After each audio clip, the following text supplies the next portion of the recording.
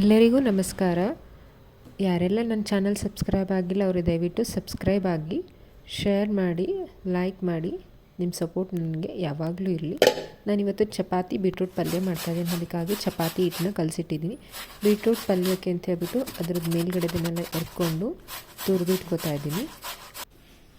ಒಗ್ಗರಣೆಗೆ ಅಂತೇಳ್ಬಿಟ್ಟು ಈರುಳ್ಳಿ, ಮೆಣಸಿನ್ಕಾಯಿ, ಕರಿಬೇವು, ಟೊಮೊಟೊನ ಹೆಚ್ಚಿಟ್ಕೊಂಡಿದ್ದೀನಿ. ಕ್ಯಾರೆಟು ತುರಿದಿಟ್ಕೊಂಡು ಒಂದು ಬಾಣಲಿಗೆ ಸ್ವಲ್ಪ ಎಣ್ಣೆ ಕಾದಾದ್ಮೇಲೆ ಸಾಸಿವೆ, ಜೀರಿಗೆ, ಕರಿಬೇವು, ಸ್ವಲ್ಪ ಕಡಲೆಬೇಳೆ ಹಾಕ್ಬಿಟ್ಟು ಮತ್ತು ಈರುಳ್ಳಿ ಹಾಕಿ ಹುರ್ಕೋತೀನಿ.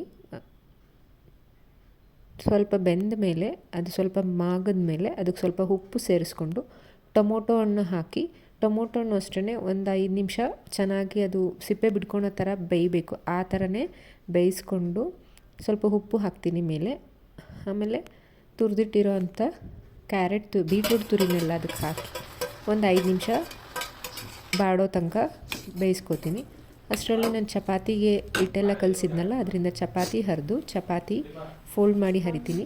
ಸ್ವಲ್ಪ ಚೆನ್ನಾಗಿ ಬರುತ್ತೆ ಲೇಯರ್ ಅಂತ ಹೇಳ್ಬಿಟ್ಟು ಚಪಾತಿ ಹರಿದು ನನ್ನ ಮಗಳು ಸ್ಕೂಲ್ ಬಾಕ್ಸ್ಗೆಲ್ಲ ಪ್ಯಾಕ್ ಮಾಡಿ ಅವಳಿಗೆ ಸ್ವಲ್ಪ ತಿನ್ನಿಸಿ ಅವಳು ಸ್ಕೂಲಿಗೆ ರೆಡಿ ಮಾಡಿ ಕಳಿಸಿದ್ರೆ ಎಷ್ಟು ಕೆಲಸ ಮುಗ್ದಂಗೆ ಆಗುತ್ತೆ. ಹಬ್ಬ ಫುಲ್ ಡೇ ಫ್ರೀ ಅನ್ನಿಸ್ಬಿಡುತ್ತೆ.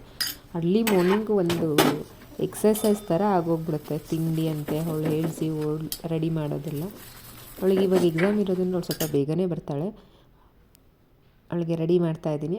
ಅವಳಿಗೆ ಕ್ಯಾಮ್ರಾ ಆನ್ ಇದೆ ಅಂತ ಗೊತ್ತಾದ್ರಂತೂ ಅವಳು ಚೀಸ್ ಅಂತ ಎಲ್ಲ ಮಾಡ್ತಿರ್ತಾಳೆ. ಅವಳಿಗೆ ಕ್ಯಾಮ್ರಾ ಆನ್ ಇದೆ ಅಂತ ಹೇಳಿರಲಿಲ್ಲ, ಸುಮ್ಮನೆ ಹಾಗೆ ಬಿಟ್ಬಿಟ್ಟು ಇದು ಮಾಡ್ತಿದ್ದೆ. ಅವಳಿಗಾದರೂ ಏನೋ ಗೊತ್ತಾಯ್ತು ಅನಿಸುತ್ತೆ. ಚೀಸ್ ಅಂದ್ಲಿ, ಇಲ್ಲ ನಿನ್ನ ಕ್ಯಾಮ್ರಾ ಅಲ್ಲ ಅದು, ಸುಮ್ಮನೆ ಫ್ಲ್ಯಾಶ್ ಲೈಟ್ ಆನ್ ಆಗಿದೆ ಅಂತಂದೆ. ಹೌದಾ ಸುಮ್ಮನೆ ಹಾಕ್ಬಿಟ್ಟು ಆಮೇಲೆ ಮಾಡಿಸ್ಕೊಂಡು ಅವಳು ಎಕ್ಸಾಮ್ಗೆಲ್ಲ ರೆಡಿಯಾಗಿದ್ದು. ಇವಾಗ ಎಕ್ಸಾಮ್ ಮುಗಿಸ್ಕೊಂಡು 12:30ಗೆಲ್ಲ ಬಂದುಬಿಡ್ತಾಳೆ. ಈಗ ರೆಡಿ ಮಾಡ್ತಾಯಿದ್ದೀನಿ. ಅವಳು ಆಗ್ಲಿಸ್ತಿದ್ದಾಳೆ. ಆಗಲೇ ನಿದ್ದೆ ಮೂಡಲ್ಲೇ ಇದ್ದಾಳೆ.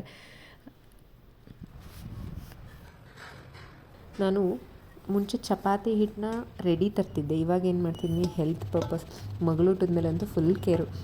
ಹಾಗಾಗಿ ನಾನೇ ಗೋಧಿ ತಂದು ವಾಶ್ ಮಾಡಿ ಅದಕ್ಕೆ ಮಿಲ್ಲಿಗೆಲ್ಲ ಕೊಟ್ಟು ಕಳಿಸಿ ಅದಕ್ಕೆ ಸ್ವಲ್ಪ ಮೆಂತೆ ಮತ್ತು ಸೋಯಾಬೀನು ಹಾಕಿ ರುಬ್ಬಿಸ್ಕೊಂಡು ಹಿಟ್ಟು ಮಾಡಿಸ್ಕೊಂಡು ಬಂದು ಈ ಥರ ಹದ್ದಿಮಿ ತುಂಬ್ತೀನಿ. ಒಂದು ಸಲ 4 kg ಅಷ್ಟು ಹಿಟ್ಟು ಮಾಡಿಸಿಟ್ಕೊಂಡ್ರೆ ನಾನು ಅದು 1 ಮಂತ್ ತನಕ ಯೂಸ್ ಮಾಡೋಂಗೆ ಟೈಟಾಗಿ ಒಂದೇ ಸಲ ಎಲ್ಲದನ್ನು ಜರಡಿ ಆಡಿಸಿ ಟೈಟಾಗಿ ಹದ್ದಿಮಿ ತುಂಬ್ತೀನಿ. ಅವಾಗೇನಾಗುತ್ತೆ, ಅದು ಹುಳ ಆಗಲ್ಲ. ಟೈಟ್ ಇತ್ತಂದರೆ ಹೇರ್ ಟೈಟ್ ಆ ಥರ ಮೇಲೊಂದು ಕವರ್ ಹಾಕಿ ಟೈಟಾಗಿ ಮುಚ್ಚಿಬಿಟ್ರೆ ಏನೂ ಆಗಲ್ಲ, ಸ್ವಲ್ಪನೂ ಹುಳ ಆಗಲ್ಲ. ಇನ್ ಕೇಸ್ ಹಂಗೆ ಅನಿಸಿದ್ರೆ ನಾವು ಮತ್ತೆ ಜರಡಿ ಆಡಿಸಿದ್ರಾಯ್ತು. ಸ್ವಲ್ಪ ಹಾಲಿಗೆ ಬಿಟ್ಟಿತ್ತು ಇವತ್ತು. ಹಾಲನ್ನ ಈ ಥರ ಹಾಫ್ ಲೀಡ್ ಕ್ಲೋಸ್ ಮಾಡಿದ್ರೆ ಕೆನೆ ಚೆನ್ನಾಗಿ ಬರುತ್ತೆ. ಅಷ್ಟೆಲ್ಲ ಮಾಡೋ ಅಷ್ಟೊತ್ತಿಗೆ ನನ್ನ ಮಗಳು ಸ್ಕೂಲಿಂದ ಬಂದೇ ಬಿಟ್ಲು. ಅವಳು ಸೈಕಲ್ ಸ್ವಲ್ಪ ಈ ಕಡೆ ನಿಂತಿತ್ತಂತೇಳಿ ಅವಳು ಯಾವ ಪರ್ಟಿಕ್ಯುಲರ್ ಪ್ಲೇಸಲ್ಲಿತ್ತು ಅದೇ ಪ್ಲೇಸಿಗೆ ತಗೊಬಂದು ನಿಲ್ಲಿಸ್ತಾಳೆ.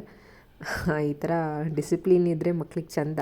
ಬಟ್ ಇದು ಯಾವಾಗ ಮೂಡಿದ್ದಾಗಷ್ಟೇ ಈ ಥರ ತುಂಬ ಒಳ್ಳೆ ಕೆಲಸಗಳು ಮಾಡ್ತಾರೆ. ಯಾವ್ಯಾವ ವಸ್ತುಗಳಿರ್ಲಿತ್ತ ಅಲ್ಲೇ ಅದೇ ಥರ.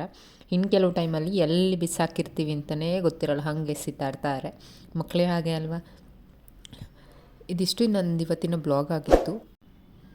ಯಾರೆಲ್ಲ ಸಬ್ಸ್ಕ್ರೈಬ್ ಮಾಡಿಲ್ಲ ಸಬ್ಸ್ಕ್ರೈಬ್ ಮಾಡಿಕೊಂಡು ಲೈಕ್ ಮಾಡಿ, ಶೇರ್ ಮಾಡಿ. ಹಾಗೆ ಇನ್ನೊಂದು ವಿಷಯ, ನನ್ನ ವೀಡಿಯೋಸ್ನ ತುಂಬ ಜನ ಸಬ್ಸ್ಕ್ರೈಬ್ ಮಾಡ್ದಲೇ ನೋಡ್ತಿದ್ದಾರೆ. ದಯವಿಟ್ಟು ಸಬ್ಸ್ಕ್ರೈಬ್ ಮಾಡ್ಕೊಂಡು ನೋಡಿ. Thank you for watching.